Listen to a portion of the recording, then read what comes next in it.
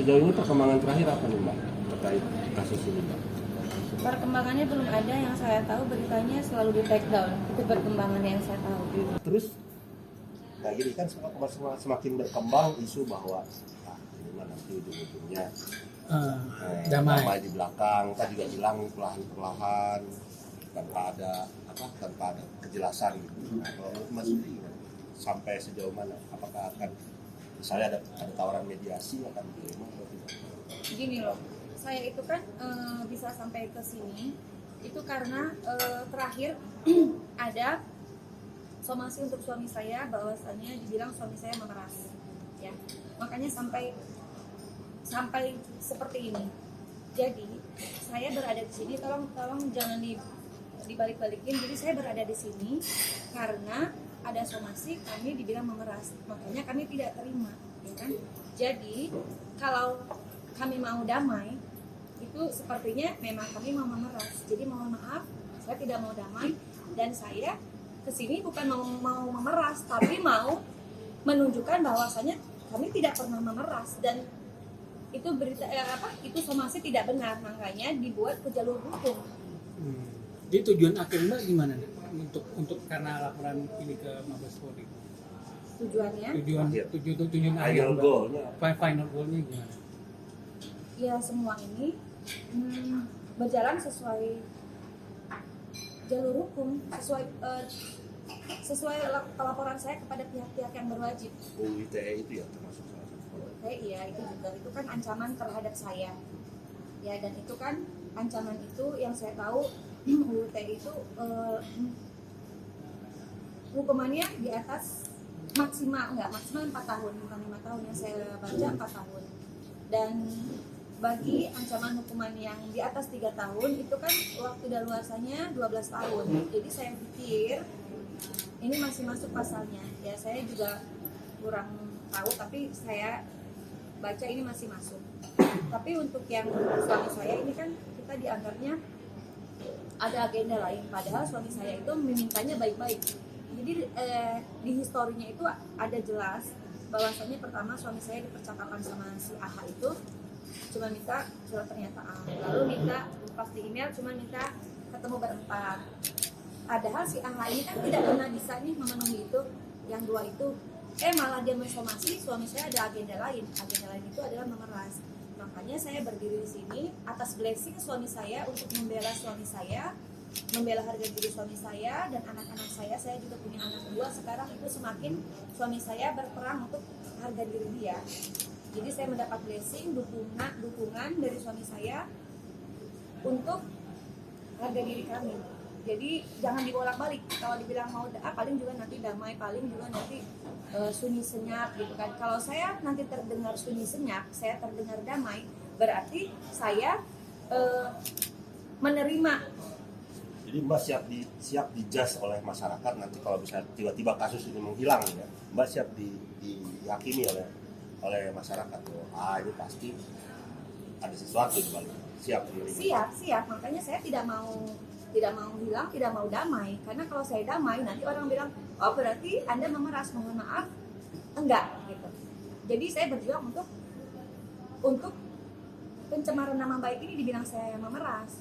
Bukan sebaliknya saya mau up karena saya mau nanti diam-diam damai. Enggak ada kata damai. Mbak, nanti misalkan nih kan ini strateginya apa Mbak? Mbak berikutnya untuk agar kasus ini terus berjalan dengan sesuai dengan keinginan Mbak supaya tidak ada hal damai di akhir nanti. Kalau strategi saya nggak punya strategi ya.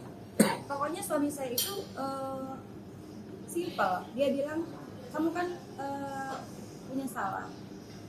Kamu tebus kesalahan kamu dengan sekarang kamu harus membela saya.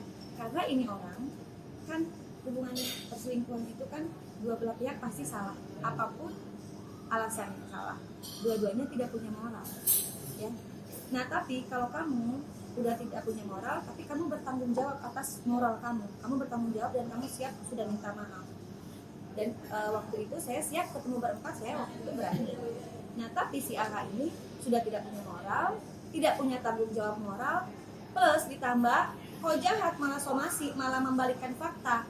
Nah sekarang saya minta kamu bela harga diri saya kalau kamu masih menganggap saya suami kamu dan kamu sayang sama anak-anak kita. Makanya saya bismillahirrahmanirrahim siap ada di sini. Berarti ini sebagai ibarat kata balas budi Mbak terhadap suami yang telah mau memaafkan. Bukan balas budi sih, lebih tepatnya kalau gini loh, kita kan sekarang punya anak-anak, kita kamu harus menjaga harga diri kamu, harga diri bertambah nih yang saya jaga. Selain suami saya, sekarang anak-anak. Kalau dulu kan masih suami aja. Ya, nanti kalau kamu mati, kita mati berdua, anak-anak kita tuh akan terus kena sebelum kamu beresin ini. Jadi begitu. Mbak, tadi kaitan kita kan sempat ngobrol kaitannya dengan momen mendekati pilpres. Ini kan suami Mbak yang kekeh tetap maju gitu kan. Kalau menurut simpulan banyak orang bahwa ini adalah Mbak dan suami memanfaatkan momen ya saya tahu wapres. Tanggapan Mbak seperti apa? Tanggapannya saya itu kayaknya terlalu terlalu nggak nyampe di otak saya untuk mikirin kapan waktunya mau ngebom wapres ini, karena ini juga masih 2001. Saya memang bisanya sekarang, karena tahun-tahun kemarin itu 3 tahun saya terjerat dengan banyak kondisi. Saya bayi tabung, saya punya anak, saya terus COVID. Nah, suami saya cuma bilang, kamu selesaikan ini, sampai kapanpun momen ini saya tunggu untuk kamu menyelesaikan ini. Dan waktu saya mau berangkat pun saya bilang bismillahirrahmanirrahim, saya janji pokoknya saya sekuat tenaga saya mau bela kamu, bela anak-anak, harga diri kamu dan harga diri anak-anak, doain dukung saya. Dan suami saya bilang, oh no, bukan cuma demi kamu, demi saya dan demi anak-anak, tapi demi seluruh rakyat Indonesia. Hah, kejauhan. Saya bilang, kok demi rakyat Indonesia? Iya, karena ini orang ini mau ingin memimpin Indonesia. Di mana moralnya? Ini aja nggak bisa diselesaikan. Jadi suami saya itu memang menunggu best moment yang memang suka-suka dia mau kapan. Jadi nggak ada urusan dengan politik. Suami saya juga warga negara Jepang, dia udah 35 tahun tinggal di Jepang. Dia best momennya kapan ya hanya dia yang tahu. Berarti Mbak nggak takut untuk suatu saat dengan ini Anda ditunggangi oleh lawan politik dari beliau, dari yang saya takutin apa kalau saya ditunggangi? Resikonya apa kalau saya ditunggangi? Buat saya. Bukan orang partai juga, bukan pejabat. Iya enggak, maksudnya saya, kamu mau menunggangi saya, terus negatifnya buat saya apa? Resikonya. Kalau misalnya kamu orang politik, kamu menunggangi saya karena kasus ini. Terus jeleknya buat, iya maksudnya Mbak jeleknya. dimanfaatkan oleh pihak lain. Walaupun Mbak selama itu tidak merugikan saya, kenapa saya takut gitu? Mau siapapun yang menunggangi saya saat ini atau Lawan politik. ya terserah, mau lawan politik, mau lawan apapun, siapapun yang menunggangi saya itu urusan mereka. Ya kan, kalau dibilang dia menunggangi saya, kalaupun saya mau menunggangi dia, sama-sama mau, ya kan sama-sama mau buat ini orang bertanggung jawab, ya suka-suka saya, tapi saya juga nggak mau ditunggangi dan tidak mau menunggangi. Saya gini loh, orang mau memanfaatkan saya, menunggangi terserah, tapi saya yang penting tidak mengajak-ngajak orang, ya kan, tidak minta tolong orang, tidak mau menunggangi siapapun untuk hal ini. Tapi kalau orang yang mau menunggangi, ya itu urusan orang, jangan tanya saya dong. Bener nggak? Kata terakhir ini Mbak,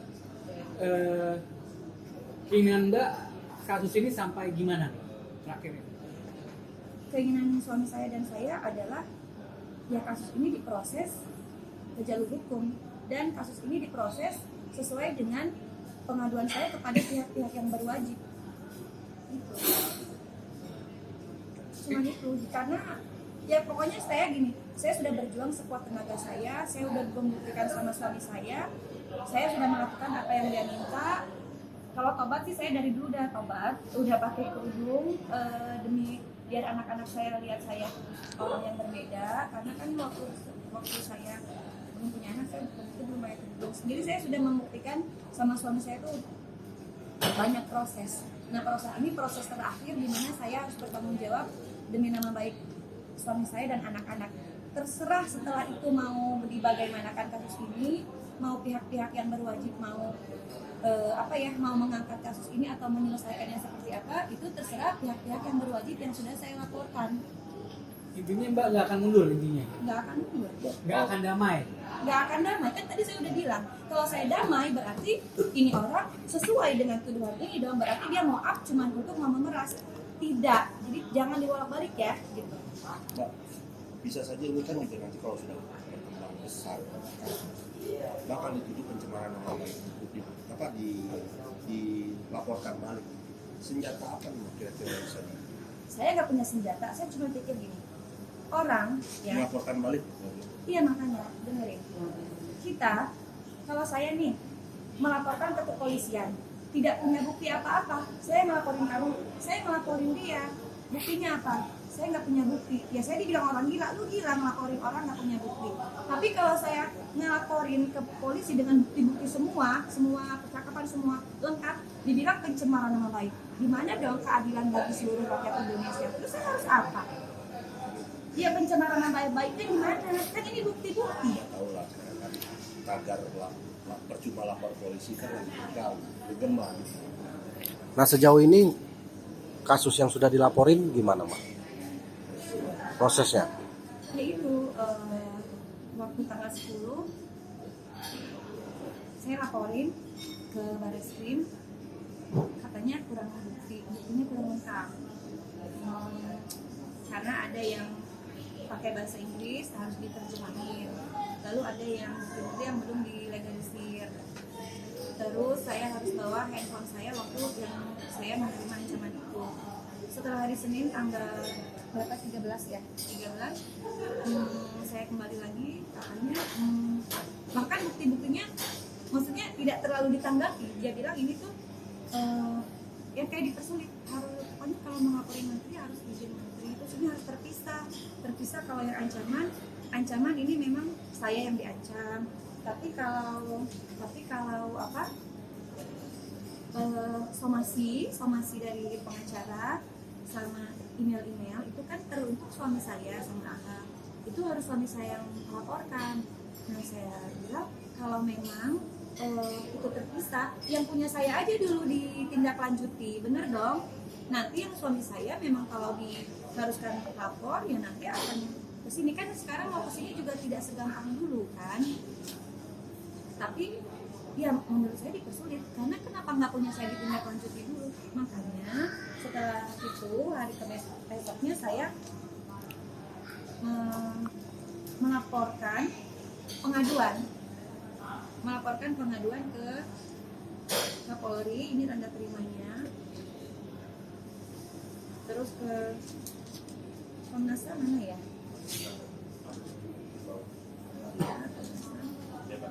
DPR RI juga ada,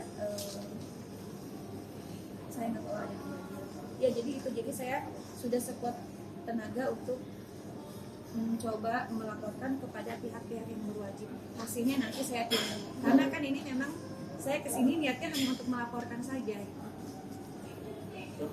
Kan Mbak selama ini tinggal di Jepang kan?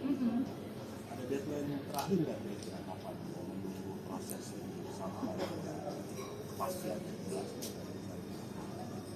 Nggak punya deadline, yang penting gini loh, saya tuh udah mengikuti suami saya, kamu berjuang loh untuk menyelamatkan harga diri saya dan anak-anak, ya saya lakukan gitu aja. Saya udah lakukan, udah seluruh jiwa raga saya sih udah capek banget ini bawa bayi, ya pokoknya udah selesai, ya udah saya pulang dulu, nanti perkembangan prosesnya ya kita lihat aja bersama-sama ya. Nah, ini kan kalau Mbak nanti pulang ke Jepang, ini kasus nggak ngawal Mbak? Kan ada tim kuasa hukum saya banyak. Jadi dari tim kuasa hukum. Oh iya, pasti. Oke Zal? Tetap harus digaungkan gitu. Oh tetap harus digaungkan Walaupun tidak ada mbaknya. Oh iya dong, harus dong.